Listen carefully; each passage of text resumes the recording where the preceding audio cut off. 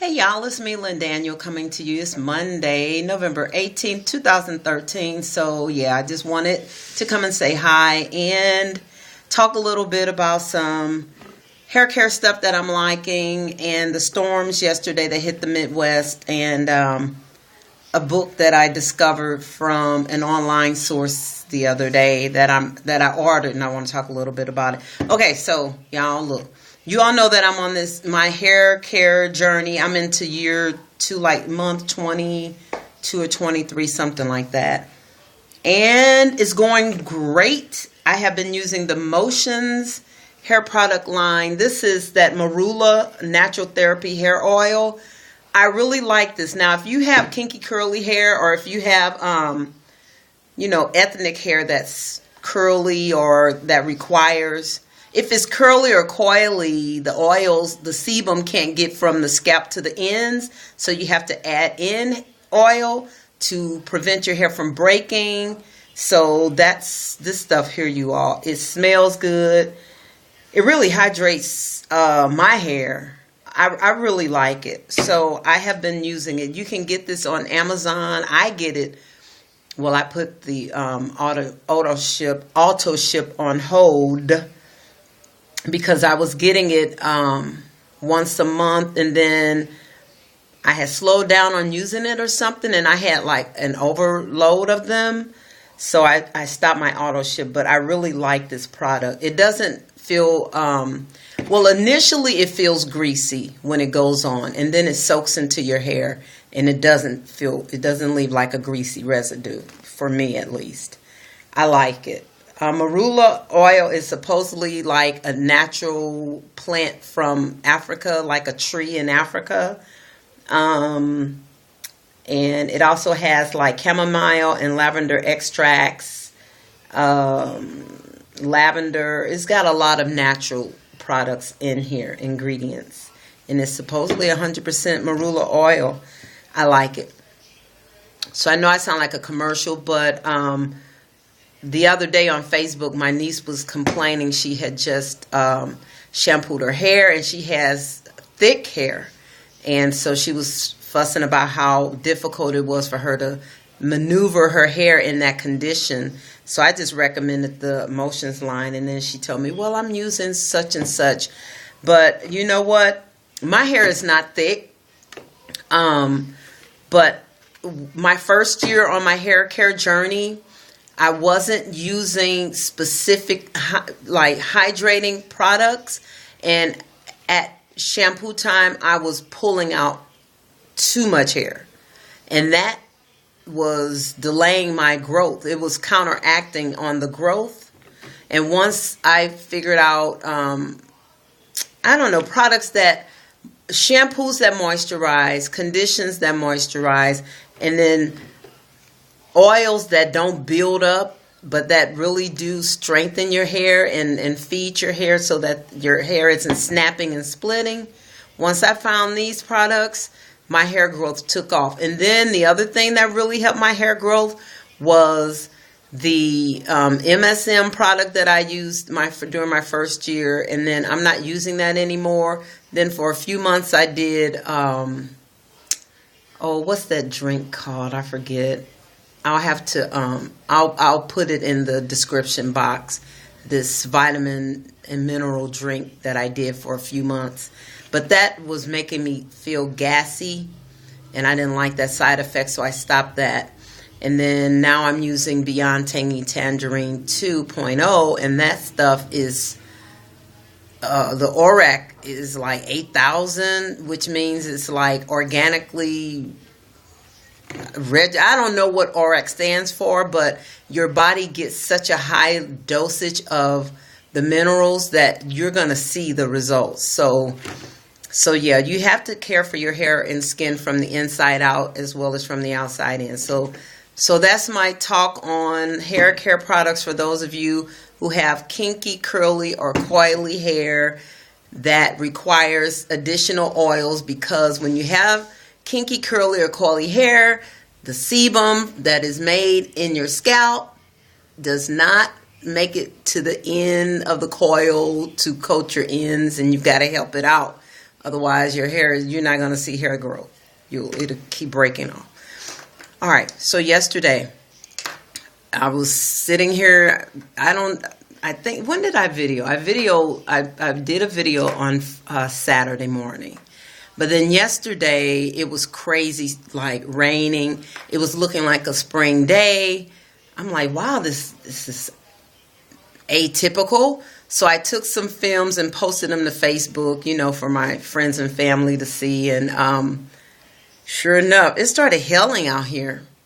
I think I put that on Facebook too. And then next thing you know, storms, the winds were getting crazy and just really wreaking havoc on the Midwest. And come to find out, 81 tornadoes were reported, over 350 reports of winds, high winds in various areas, and all kinds of damage. I found out this morning that a local school right in this community, maybe a mile away from here, some part of it was ripped off, like from the high winds. So, I mean, it was very bad, So, yeah, just like in the Philippines a few weeks ago with Hurricane Haiyan, or Typhoon Haiyan. So, yeah, y'all, we just really remember to be prayerful for the victims and mindful of what to do in case you're caught in a tornado or anything. Just be mindful. Practice the routines of what to do. At least have it in your mind of what you're going to do. Okay?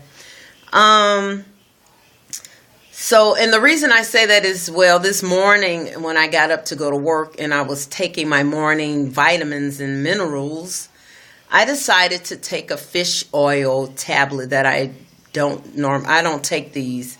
I had gotten them from a vitamin shop that I shopped at like last month or in September maybe even, and I had them stacked up there in the cabinet next to my daily vitamins. And I went through the stack and I said, oh, fish oil. Yeah, I'll take one. That thing was way too big, first off. And it got stuck. I felt it get stuck. I drank some water. It wouldn't go down. I tried to vomit it out. It wouldn't come up. Water came up, but that pill did not come up. So I'm like, oh, shoot, I feel it in there. I can still breathe, but it feels weird. So I went to my neighbor who's a nurse, and she was like, well, but I'm a psychiatric nurse. I'm like, well, maybe I need a psychiatric nurse too after this, but no. So, yeah, I said, well, let me just, since I can still breathe and move around, let me just get myself over here to the ER. So I went to the ER and I felt so embarrassed because I was still able to talk and breathe. Thank God. I'm grateful for that. I really, truly am, because that meant, I was pretty, I don't know, y'all. But anyway, so I got there and they had me to do this thing and drank some water and the pill went down. So, yeah. The reason I say know what you're going to do in those types of situations is because I had like steps of what to do. Like I made some tea. I was going to drink some tea to try to melt it. And then I said, but I don't know if that's the right thing to do. So yeah, I'm going to have to do a plan for just odd things like that, I guess. So, yeah. So we all should have a plan for storms and tornadoes and things that when they occur, we'll know exactly what our routine is, especially like if you have a family, you want them to exit out the home and then meet up at a designated spot like the mailbox or down on the street corner or at a specific place so you can be accountable for everybody, and then, then take steps like that's for in case of a fire. In case of a tornado, you go into the basement or into your shelter area and do all those things. So yeah, we just need to know what to do in case of emergency. So yeah, okay. So yesterday, I want to talk a little bit about this book, The Making of a Slave, the Lynch letter, whatever his first name is, the Lynch letter, The Making of a Slave. So, yeah, I came across that book. I was reading, just doing my little routine, and then that book was mentioned by one of my online contacts, and I was like, oh, really? That seems interesting. So I found it on Amazon for hardly anything, I think under $10.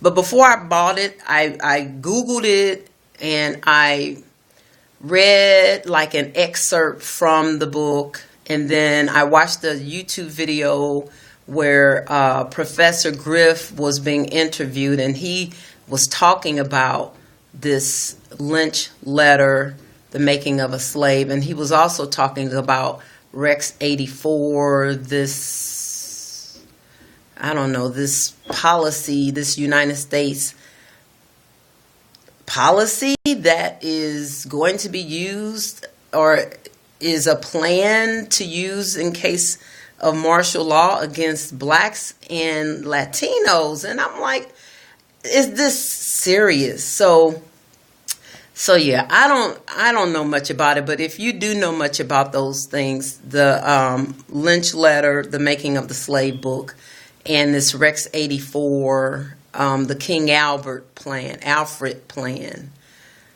leave me a comment below, because this is the first I've heard of those, and they are frightening. Some sources call that King Alfred plan fictional, but other sources that provided documentation show that it's a United States document that Ronald Reagan, during his administration, signed it in to law. So I don't know. I'm just asking. So if you all know anything about it, comment below and leave me some links or other sources that I can check out, because it's quite interesting. And then if I find that video by Professor Griff, I'll put the link below. That video the language in that video is not PG. He even prefaced by saying, the language that he used was because the sources that he quoted were named. They had like derogatory titles. So if you're a person who